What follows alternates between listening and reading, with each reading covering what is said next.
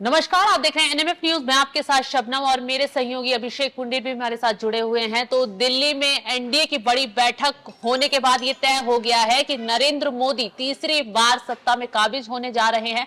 7 तारीख को एनडीए की एक बार फिर बड़ी बैठक होगी, संसदीय दल का नेता चुना जाएगा नरेंद्र मोदी को। उसके बाद तय किया जाएगा कि शपथ ग्रहण समारोह कब होगा। हालांकि सूत्रों के हवाले से खबर आ रही है कि 8 तारीख को मोदी शपथ लेंगे। लेकिन इस एनडीए की बैठक के तुरंत बाद एक चौंकाने वाली तस्वीर सामने आई और ये तस्वीर थी एमके स्टालिन और चंद्रबाबू नायडू की मुलाकात की। इस मुलाकात ने पूरी राजनीति में हड़कंप मचा दिया। कहा जा रहा है अभिषेक कि मोदी शाह भी हैरान हो गए इस तस्वीर को देखकर। देखिए, तस्वीर वाकई में हैरान करने वाली है क्योंकि एमके स्टालिन जो है वो इंडिया गठबंधन के साथ हैं।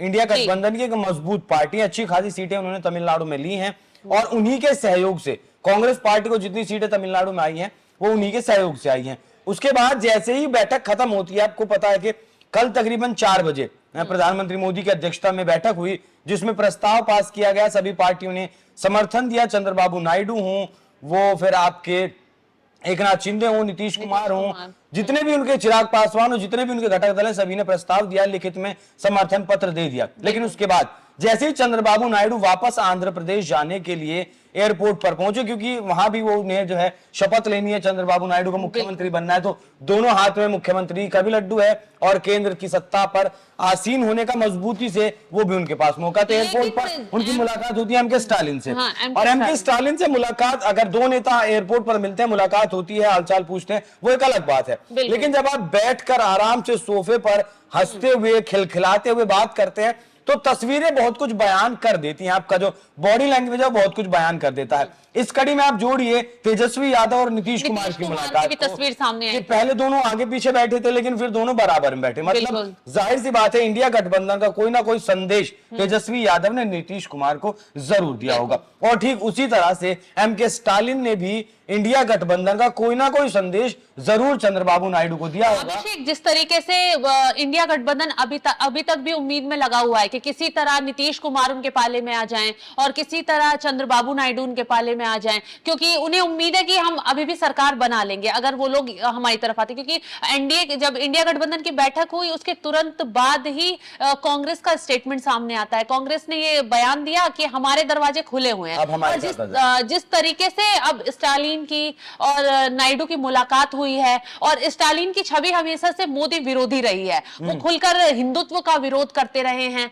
उनके बेटे ने हमेशा हिंदुत्व को डेंगू से तुलना कर दी, तो इस पर हमेशा बवाल होता रहा है। और एक जैसे ही एनडीए की बैठक खत्म हुई और बैठक के तुरंत बाद नायडू स्टालिन से मिलते हैं तो कहीं ना कहीं ये एक अटकलों का बाजार गर्म हो जाता है। क्या स्टालिन या नायडू कुछ खेल तो नहीं करते? राजनीति में संभावनाएं कभी खत्म नहीं होती। बिल्कुल, संभावनाओं का ही खेल है राजनीति। और इंडिया गठबंधन भी कहीं ना कहीं अभी तक भी अपनी संभावनाएं तलाश कर रहा है। भले ही वो एक सिरे से कह रहा है कि वो विपक्ष में बैठने के लिए तैयार है, राहुल गांधी उनके विपक्ष के नेता हो सकते हैं, इस तरीके की खबरें आ रही हैं। दूसरी तरफ 10 साल, आप सोचिए कि 10 साल से वो सत्ता से दूर हैं।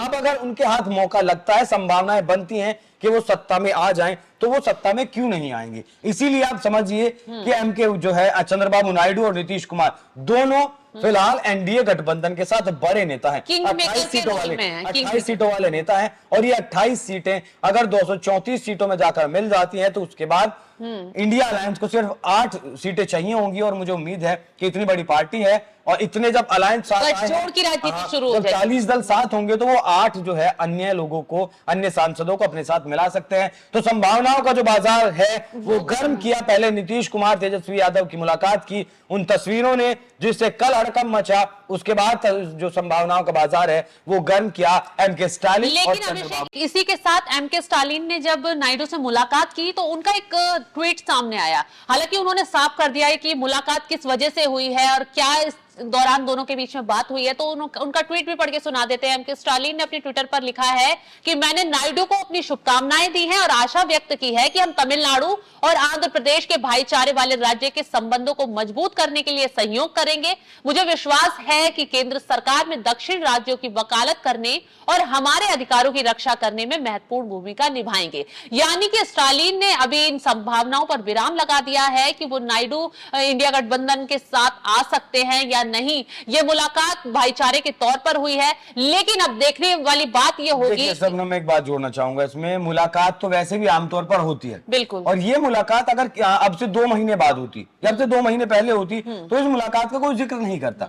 लेकिन राजनीतिक परिप्रेक्ष्य ऐसा है कि इस मुलाकात के कई मायने निकल रहे हैं। और दूसरी बात, जो स्टालिन साहब ने बात की है अधिकारों की, इससे पहले कौन सा साउथ के अधिकारों समय मायने रखता है कि हनन हो रहा था, उससे पहले भी तो साउथ के अधिकार बिल्कुल लगातार उन्हें मिल ही रहे थे। तो समय की इंपोर्टेंस है, संभावनाओं की इंपोर्टेंस है कि राजनीति में एक चीज जो कभी खत्म नहीं होती वो संभावनाएं हैं। क्योंकि नीतीश कुमार जब एनडीए में वापस आए थे, अभी 4 महीने पहले जब वो वापस आए, तब भी एक दिन पहले तक जो है नीतीश कुमार की पार्टी जेडीयू की तरफ से कहा जा रहा था कि नहीं, वो इंडिया अलायंस के साथ ही हैं और वो एनडीए के साथ नहीं जा रहे। तो जब तक डील चल रही है, जैसी कोई बेहतर डील मिलती है या फिर कुछ बात होती है तो रास्ते अलग हो जाते हैं। खैर, तो अब एमके स्टालिन और चंद्रबाबू नायडू की मुलाकात पर तमाम अटकलें लग रही हैं। खैर, उन्होंने स्टालिन ने ये भाईचारे की मुलाकात कहकर अटकलों पर विराम लगा दिया है। लेकिन आने वाले वक्त में नीतीश या चंद्रबाबू नायडू क्या खेल करेंगे, ये देखने वाली बात होगी। तो पल पल की अपडेट के लिए, जानने के लिए बने रहिए एनएमएफ न्यूज के साथ। नमस्कार।